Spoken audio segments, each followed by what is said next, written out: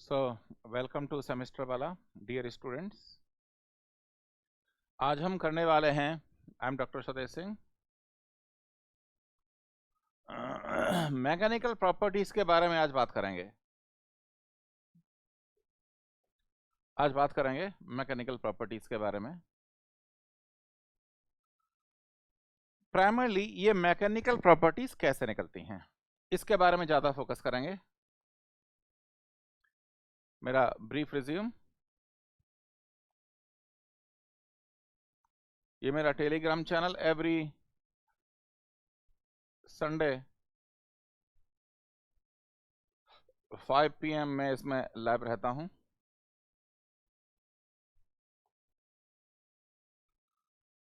तो tensile test, जितनी भी मैकेनिकल प्रॉपर्टीज आप देख रहे हैं,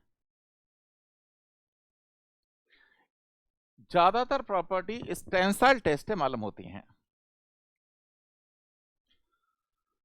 टेंसाइल टेस्ट जो होता है वो होता है universal testing machine, universal testing machine, और पॉपुलरली इसे बोलते हैं यूटीएम। ये हर इंजीनियरिंग कॉलेज में होती है क्योंकि एआईसीटी की रिक्वायरमेंट होती है कि सेकंड ईयर में यूटीएम पे टेंसाइल टेस्ट किया जाए। तो हमारा जो स्पेसिमेन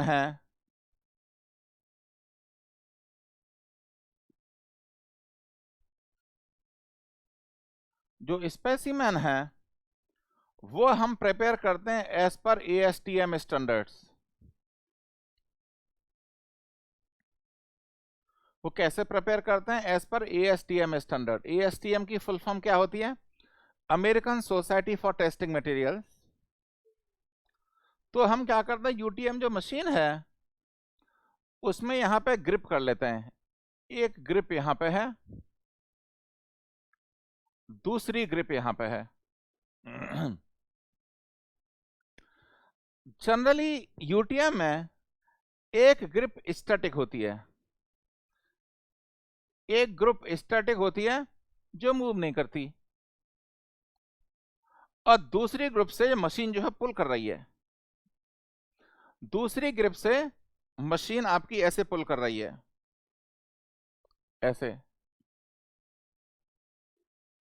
बच्चे देखो, इसमें जो जिस रेट से पुल कर रही है, या तो एक कांस्टेंट वेलोसिटी हो सकती है, या तो एक कांस्टेंट वेलोसिटी। कांस्टेंट वेलोसिटी कितना होता है? 0.1 मिलीमीटर पर सेकेंड, और लेटर से 1 मिलीमीटर पर मिनट। इतनी वेलोसिटी होती है, 1 मिलीमीटर पर मिनट, एक बहुत कॉमन होता है। या फिर कांस्टेंट स्ट्रेन रेट से पुल होगा। दोनों ही टेस्ट अवेलेबल हैं, कांस्टेंट स्ट्रेन रेट। और स्ट्रेन रेट की डेफिनेशन क्या होती है? लेटर से 0.01 per second. Strain rate means epsilon ना, D epsilon by D T. Epsilon क्या है आपकी यहाँ पे? स्ट्रेन। स्ट्रेन तो डायमेंशनलेस होती है, डिवाइड बाई टी। तो दोनों ही टेस्ट अवेलेबल हैं। या तो आप स्ट्रेन रेट कांस्टेंट कर सकते हैं या फिर वेलोसिटी कांस्टेंट कर सकते हैं। तो ये जो मशीन है, मशीन सिर्फ डिस्प्लेसमेंट एंड लोड, ये दो ही कैलकुलेट करती है। यहां पे एक लोड सेल होगा,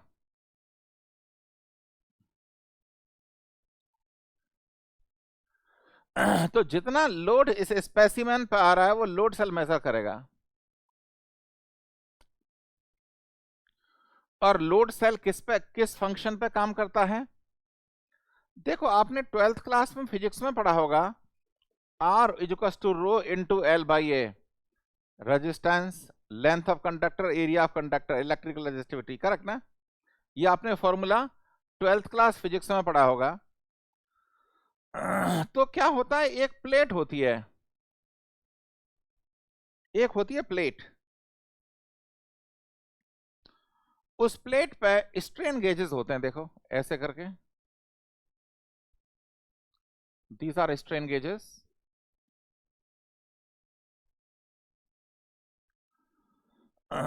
स्ट्रेन गेजेस,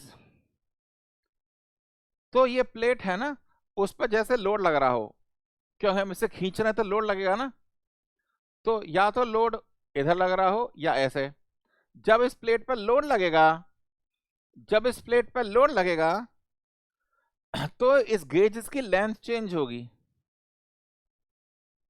इस गेजेस की लेंथ चेंज होगी, और लेंथ चेंज होगी तो रेजिस्टेंस चेंज होगा। और resistance can be calibrated in terms of load. Resistance can be calibrated in terms of load. तो एक तो लोड मेजर होता है, लोड कैसे मेजर होता है, लोड सेल से।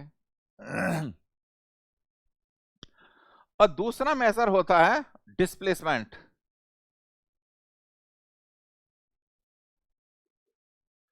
और डिस्प्लेसमेंट हम कैसे मेजर करते हैं, बाई रोटरी एनकोडर,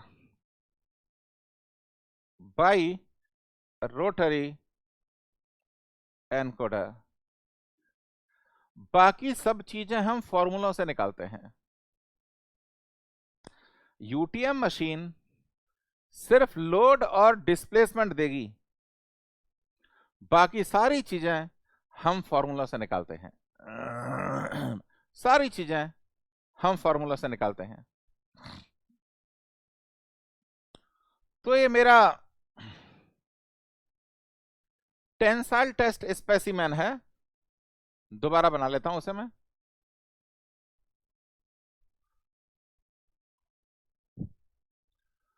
ये टेंसाइल टेस्ट स्पेसिमेन है मेरा। अब देखो यहां कर्वेचर है, यहां कर्वेचर है,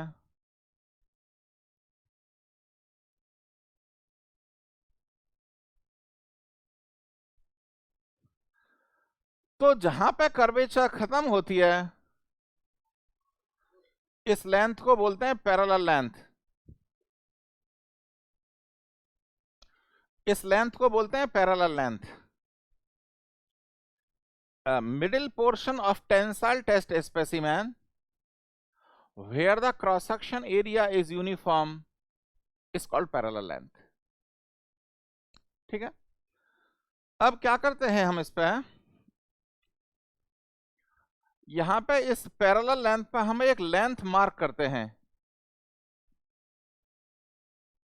ये लेंथ पैरेलल लेंथ से छोटी होगी और इसको बोलते हैं गेज लेंथ। यूटीएम पे जो हम इंस्पेक्शन कर रहे हैं हम गेज लेंथ में ही कर रहे हैं, हम गेज लेंथ में ही कर रहे हैं। लेट्स से जो हमारा जो गेज लेंथ है उसका एरिया है A naught. A naught is the initial area of gauge length and L naught is the gauge length। कुछ प्राइवेट कॉलेजेस में इसे बोलते हैं गॉज, ये गलत प्रोनाउंसिएशन है। हम यहाँ पीडब्ल्यू में आपको मैं स्पेशली मैं जो आपने गलत प्रोनाउंसिएशन सीख रखा है उसे भी करेक्ट करने की कोशिश करता हूँ, जिससे आप बाहर बोले तो आप एजुकेटेड दिखें। गेज, गॉज प्रोनाउंसिएशन नहीं है, ठीक है। क्यों, मुझे मालूम है वहां पे आप जहां पे है वहां पे क्या होता है, इसलिए मैं आपको ठीक चीजें सिखा रहा हूं। तो जैसे हमारा ये सैंपल, हम ये गेज लेंथ उससे पैरेलल लेंथ से छोटी क्यों लेते हैं, इसके दो रीजन हैं। हम ये छोटी क्यों लेते हैं, इसके दो रीजन हैं। एक तो I want to avoid end defects, I want to avoid end defects. क्या हो सकता है कभी नोच मोच आ गई, दूसरा, मेरा जो एक्सटेंशोमीटर है ना, एक्सटेंशोमीटर एक छोटा सा इक्विपमेंट होता है जो आप ये कह सकते हो कि जो एक्सटेंशोमीटर है वो यूटीएम की एक्सेसरीज है। ये एक्सेसरी है यूटीएम की, जो आप प्राइवेट कॉलेज में नहीं देखा होगा। जब भगवान करे आपका आईआईटी में हो जाए या बड़े अच्छे इंस्टीट्यूट में हो जाए तो आप इसे देखेंगे, इसे अटैचमेंट होता है। ये मेजर क्या करता है? ये इंस्टेंटेनियस लेंथ मेजर करता है। ये क्या मेजर करता है? Instantaneous length. मतलब जब आप लोड लगा रहे हैं इस पे, तो किसी पॉइंट पे गेज की लेंथ कितनी है, इंस्टेंटेनियस लेंथ एल, वो आपका एक्सटेंशोमीटर मेजर करता है।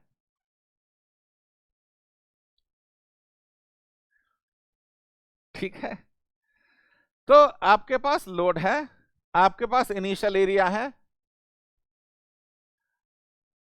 और आपके पास इंस्टेंटेनियस लेंथ है, तो आपके पास एक कर्व आ जाएगा, ये स्ट्रेस स्ट्रेन कर्व। आप ये कर्व प्लॉट कर सकते हैं। ठीक है, सी इस रीजन में, जैसे मैंने डिसलोकेशन आपको पढ़ा दिया है, इस रीजन में डिसलोकेशन मूव नहीं हुई, सिर्फ बॉन्ड स्ट्रेचिंग हुई।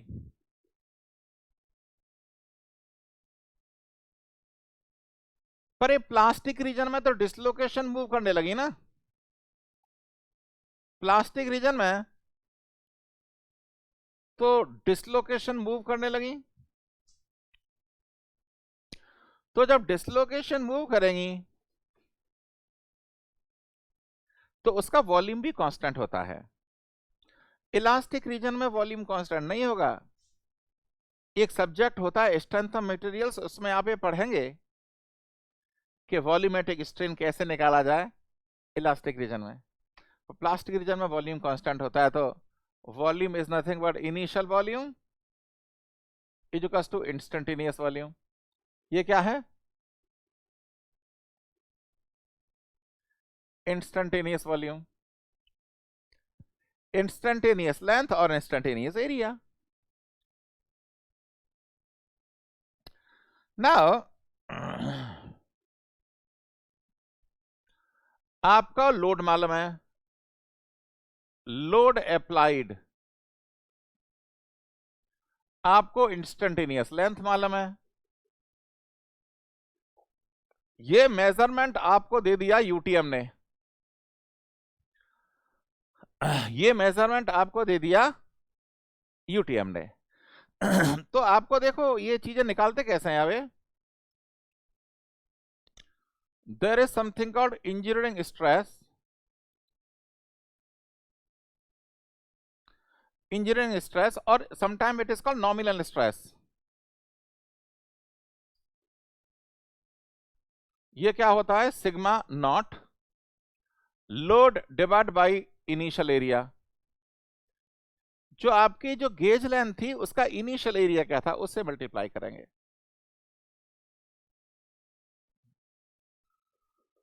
दूसरा होता है engineering stress, engineering strain.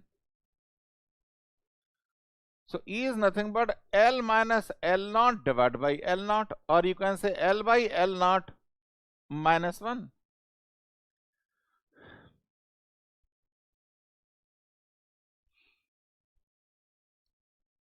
Okay, तीसरा होता है ट्रू स्ट्रेस।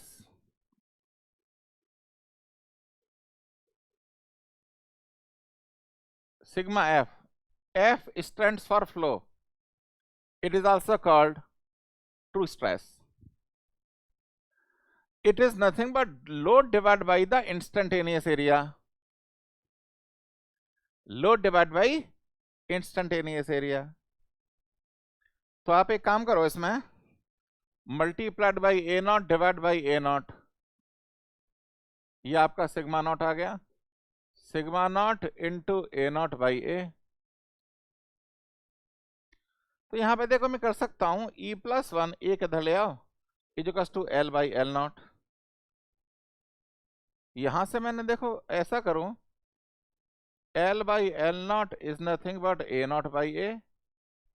कर सकता हूं ना, इसे इधर ले जाओ, इसे इधर ले आ जाओ। सो इसे रख सकते ए नॉट बाई ए, इसे उठा के वहां रख दो।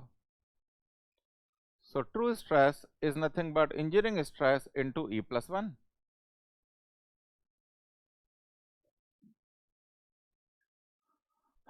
Into E plus one.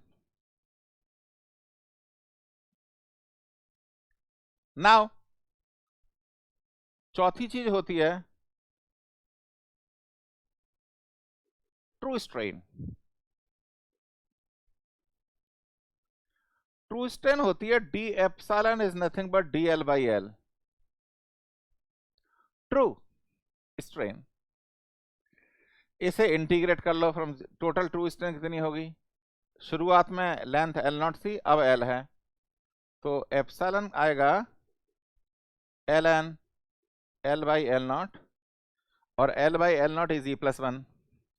So true strain is nothing but L N E plus one.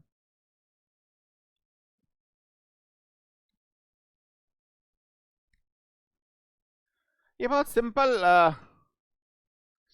Simple चीज है।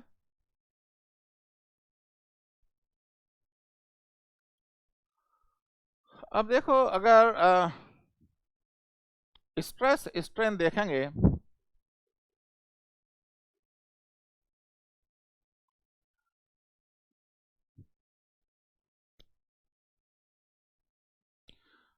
मटेरियल की बहुत सारी प्रॉपर्टी होती हैं। पहली डक्टिलिटी,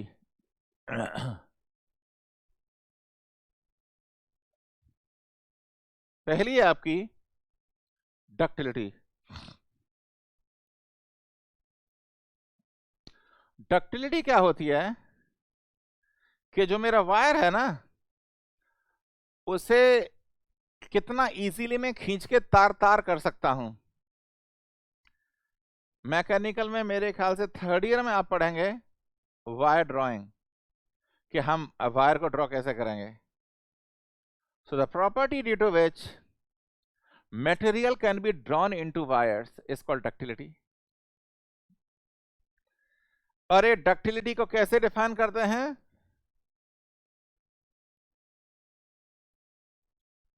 मतलब इसका फ्रैक्चर तक टोटल एलोंगेशन कितना है।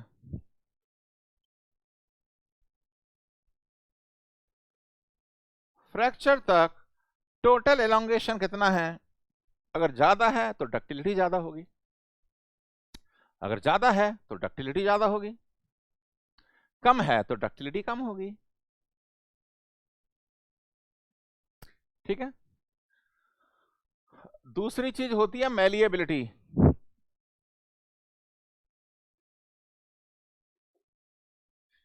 ये मैलिएबिलिटी क्या होती है, आप मेरे ख्याल से या तो 2.2 में या 3.1 में एक चीज पढ़ेंगे रोलिंग। रोलिंग क्या होती है, दो रोल्स होते हैं, तो let us say h1 is the height of incoming material, h1 is the height of incoming material and h2 is the height of outgoing material। तो यानी इस क्रॉस सेक्शन एरिया को मेरे को रिड्यूस करना है, क्रॉस सेक्शन एरिया को मेरे को रिड्यूस करना है। तो जो मटेरियल है ये इजीली रिड्यूस हो जाएगा या फिर हमें दिक्कत आएगी, इजीली रिड्यूस होगा या फिर हमें दिक्कत आएगी। अगर इजीली रिड्यूस हो जाएगा एरिया इसका मतलब मेलिबिलिटी बहुत अच्छी है, अगर दिक्कतें फेस होंगी इसका मतलब मेलिबिलिटी सही नहीं है, इसका मतलब मेलिबिलिटी इसकी सही नहीं है। तीसरा चीज होती है टफनेस। टफनेस क्या होती है? जैसे मटेरियल पे कोई लोड आया, सडन इंपैक्ट लोड, मटेरियल पे कोई इंपैक्ट लोड आया,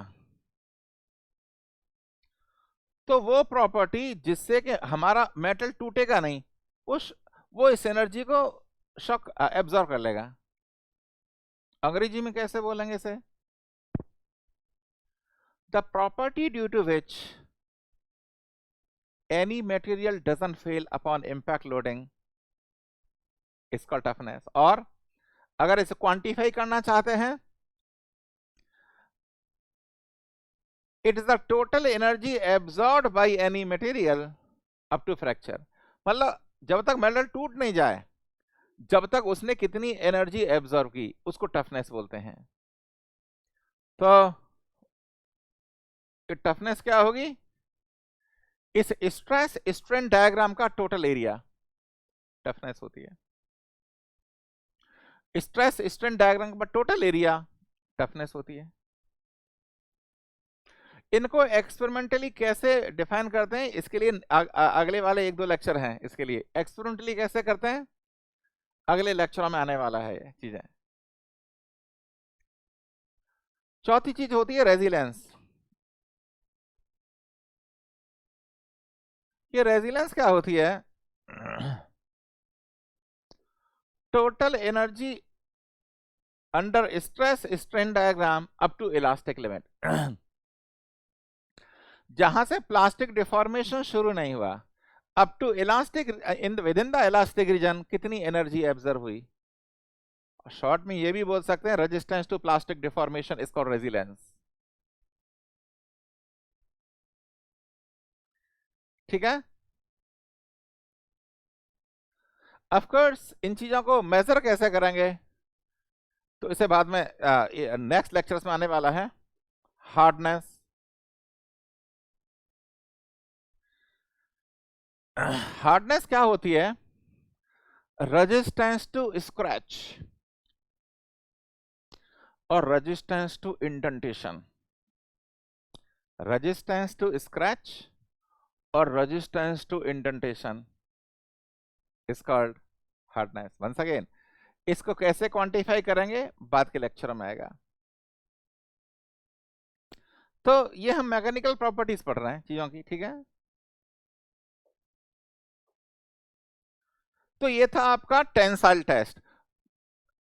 80% जो मैकेनिकल प्रॉपर्टीज हैं वो टेंसाइल टेस्ट से मालूम पड़ जाती हैं।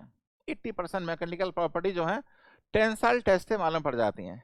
बच्चों देखो, मैं हर क्लास में इसे रिमाइंड करूंगा, ये जो हम लेक्चर्स दे रहे हैं आपको यूट्यूब में, ये आपको सेमेस्टर एग्जाम क्रैक करने के लिए है। जब आप गेट और आईएएस में आओगे तो उसके लिए बहुत डीप फंडामेंटल आपको पढ़ाने पड़ेंगे। पर ये जो लेक्चर्स हैं ये आपकी फंडामेंटल अंडरस्टैंडिंग इंप्रूव करेंगे। क्योंकि जब लड़के जीरो से सीधा उसमें क्लासेस में आते हैं, there is a shock to student, और ये क्या हो रहा है, मैंने इंजीनियरिंग क्यों की, ये डाउट आने लगता है। आप जो भी इंटरव्यू फेस करेंगे उसमें मटेरियल साइंस जरूर पूछा जाता है, कैसा भी इंटरव्यू हो। चलो, दूसरी चीज होती है कंप्रेशन टेस्ट। कंप्रेशन टेस्ट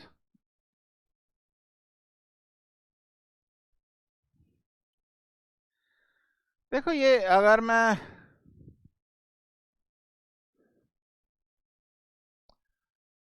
मैंने जब टेंसाइल टेस्ट किया था, तो मेरा stress strain diagram first quadrant में आया था। ये रहा मेरा स्ट्रेस स्ट्रेन डायग्राम, जो है मेरा फर्स्ट क्वाड्रेंट में आया था। टेंशन टेस्ट मींस मैं सैंपल को लेके खींच रहा हूं, ना कंप्रेशन टेस्ट मींस अब उसको प्रेस कर रहा हूं, प्रेस कंप्रेशन मींस प्रेस करूं। तो उसका जो स्ट्रेस स्ट्रेन डायग्राम आएगा वो थर्ड क्वाड्रेंट में आएगा।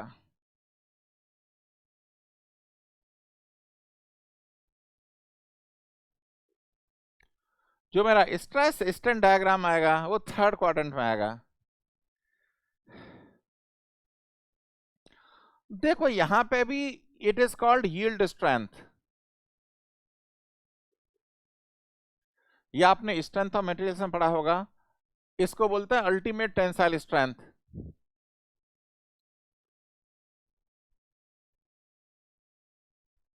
तो जब आपका कंप्रेशन डायग्राम होगा उसमें भी ये चीज होगी, इसे बोलेंगे yield strength in compression and ultimate tensile strength भी होगी। ये डायग्राम हमें कब यूज होता है, जब अगर मैं किसी मटेरियल को फॉर्म कर रहे हैं उस पर कंप्रेसिव लोड आए, जैसे फोर्जिंग है आपका, रोलिंग है, तो इसमें एनालिसिस करते टाइम पे हम ये डायग्राम यूज करते हैं। कंप्रेशन में जो फेलियर होगा वो बकलिंग से होगा। जैसे देखा होगा ना ऐसे,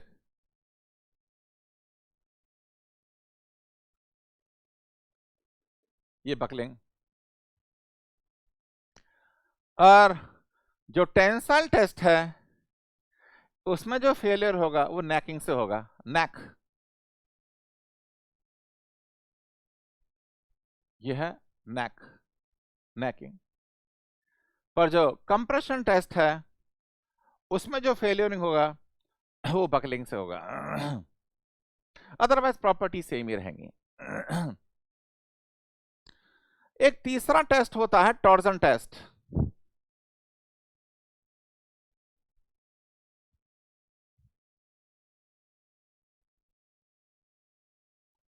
टॉर्जन टेस्ट, अब ये टॉर्जन टेस्ट में हम क्या करते हैं, कोई शेफ्ट है, ये शेफ्ट है, इसको पूरी तरह से पकड़ लो और इसको ट्विस्टिंग करो, ट्विस्टिंग ट्विस्टिंग करो। ये टॉर्जन टेस्ट दो तरीके के होते हैं। टॉर्जन टेस्ट दो तरीके होते हैं, एक होता है स्टैटिक टेस्ट, एक होता है स्टैटिक टेस्ट। स्टैटिक टेस्ट में क्या करते हैं कि जो हमारा शेफ्ट है ना उसे पकड़ लिया, 1 डिग्री पर ट्विस्ट करते हैं हम, लेट से 5 डिग्री। जस्ट एग्जांपल, हमने एक एंड को किया फिक्स और दूसरे को एक थीटा एंगल से ट्विस्ट करते हैं। अब देखेंगे उसमें फेलियर हुआ या नहीं हुआ। दूसरा होता है dynamic test. Dynamic test, dynamic test क्या होता है, जो मेरा जो शेफ्ट है उस पर कंटिन्यूअसली मैं एक टॉर्क लगा रहा हूं, कंटिन्यूअसली उस पर कंटिन्यूअसली मैं टॉर्क लगा रहा हूं, कंटिन्यूअसली मैं टॉर्क लगा रहा हूं और देख रहा हूं मैं किस टॉर्क पे वो फेल होता है। तो इसमें देखिए और वैरायटीज भी होती हैं। Fatigue torsion test, fatigue torsion test, मतलब फटीग टॉर्जन टेस्ट क्या होता है, देखो पहले क्लॉकवाइज डायरेक्शन में ट्विस्ट किया, फिर एंटी क्लॉकवाइज डायरेक्शन में ट्विस्ट किया, तो फेल होने से पहले वो कितनी साइकिल झेल लेगा शेफ्ट, वो मुझे मालूम करना है कि फेल टूटने से पहले वो कितनी साइकिल झेल लेगा। तो इसमें जो डायग्राम्स आते हैं टॉर्जन टेस्ट के वो कुछ ऐसे आते हैं, torque versus angle of twist. और ये डायग्राम कुछ ऐसे आएगा, देखो जहां तक स्ट्रेट लाइन, यहां फेल हो गया, ये इलास्टिक रिकवरी, यहां पे फेलियर हो गया। ये टेस्ट काफी कॉमन है, इसका देखो बहुत सारे एप्लीकेशन हैं। ऑटोमोबाइल है, चाहे तो आईसी इंजन है चाहे फिर इलेक्ट्रिक व्हीकल है, there is a propeller shaft ना, जो पीछे वाले व्हील को ड्राइव करती है। और आप ट्रक्स और बस, ट्रक्स देखो, ट्रक्स ऊंचे होते हैं थोड़े इंडिया में, तो एक इंजन से एक शाफ्ट जाता है जो डिफरेंशियल गियर से जो कनेक्ट करेगा पीछे वाले व्हील को, तो घूमता रहता है वो, आपने देखा कभी?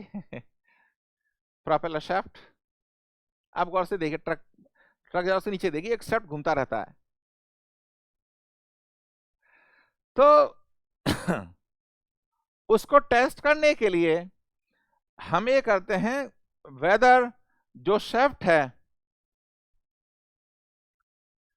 वो 1 मिलियन साइकिल सस्टेन कर जाएगा क्या। जो 1 मिलियन साइकिल सस्टेन कर जाएगा तभी उस शाफ्ट को हम वहां पे ऑटोमोबाइल में यूज करेंगे। अदरवाइज क्या होगा, आपने बिना यूज करके लगा दिया तो 2-4 दिन में टूट के बाहर आ जाएगा। तो इस टॉर्जन टेस्ट का ऑटोमोबाइल में बहुत ज्यादा एप्लीकेशन है। तो हमने मैकेनिकल प्रॉपर्टीज में आज अभी इस लेक्चर में क्या डिस्कस किया, tensile test, compression test and torsion test. अगले लेक्चर में हम स्ट्रेस स्ट्रेन डायग्राम के थोड़े डीप में जाएंगे। Wish you all the best.